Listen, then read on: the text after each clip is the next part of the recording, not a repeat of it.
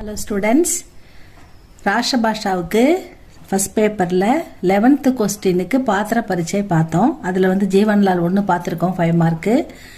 Important மட்டும் பார்க்குறோம் students. இப்போ கோபால் பிரசாத் பார்க்கலாம். அதுவும் இம்பார்ட்டன்ட் தான். ஆனால் இதில் ஒரு 5 இருக்குது. இந்த 5ல் உங்களுக்கு எது சிம்பிளாக இருக்கோ, எது ஈஸியாக இருக்கோ அதை நீங்கள் எழுதுங்க. இந்த 5 இம்பார்ட்டன்ட்டும் நான் போட்டு விட்றேன். இது second Jeevanlal Gopal Prasad GMV QA புக்கில் பேஜ் நம்பர் 24 இருக்குது.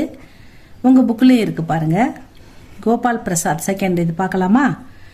ரீடு கி ஹட்டி, முதுகெலும்பு. ஹட்டின்னா எலும்பு, ரீடு கி ஹட்டின்னா முதுகெலும்பு. ஏகாங்கி, இந்த நாடகத்திலிருந்து, இந்த நாடகத்தில் பிரமுக பாத்திரக கோபால் பிரசாத், முக்கியமான பாத்திரம் கேரக்டர் தான் இந்த கோபால் பிரசாத். ரீடு கி ஹட்டி ஏகாங்கி கா பிரமுக்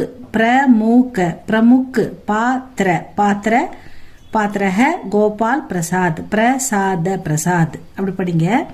ரீடிக்கு ஹட்டி, ஹடின்றது கீழே அந்த ஹ போட்டு ட போட்டு கீழே ஹலந்து அது போட்டிருக்காங்க. ஒரு சின்ன கோடு, அது எந்த மாத்திராவும் கிடையாது. அதை நீங்கள் மாத்திரான்னு நினச்சிக்காதீங்க. அது ஹலந்து, அவ்வளோதான், ஒரு சின்ன கோடு. அது வந்ததுன்னா நீங்கள் இக்கு இத்து இப்பு இம்முன்னு இங்கிலீஷில் தமிழில் படிக்கிற மாதிரி புள்ளி வச்ச எழுத்தா, அதாவது அந்த லைட்டாக படிக்கணும். புள்ளி வச்ச எழுத்து மாதிரி அதை நம்ம ப்ரொனன்சியேட் பண்ணணும். ஹடி, ஹடி, ஹடி தான் கரெக்ட். ஹட்டி அப்படின்னு சொல்லக்கூடாது, ஹடி. ரீடிக்கு ஹடி. இது முதுகெலும்பு. ஏகாங்கிகா பிரமுக பாத்திரக கோபால் பிரசாத்.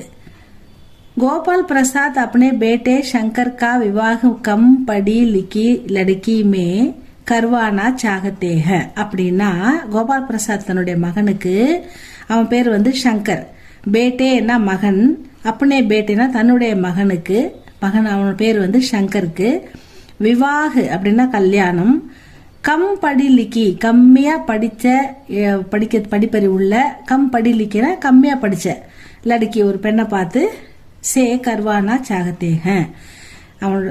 கோபால் பிரசாத் தன்னுடைய மகனுக்கு அதிக படிப்பறிவு இல்லாத கம்மியா படிச்ச ஒரு பொண்ணை கல்யாணம் பண்ணணும் அப்படின்னு நினைக்கிறாரு. அதுதான் ஸ்டூடெண்ட்ஸ் இதுக்கு அர்த்தம்.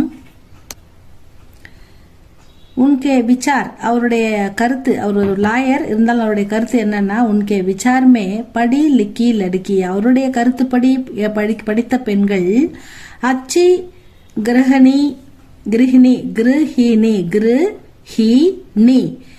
கிரகிணி நஹி பன் சக்தி, ரொம்ப படித்த பெண்கள் நல்ல இல்லத்தரசியா இருக்க முடியாது அப்படின்றது அவருடைய சொந்த கருத்து. உன்கே விசார், அவருடைய கருத்து என்னன்னா, நல்லா படிச்ச பொண்ணை கல்யாணம் பண்ணா அது நல்ல குடும்ப பெண்ணா இருக்காது, குடும்பத்தை பார்க்காது அப்படின்னு அவர் நினைக்கிறார்.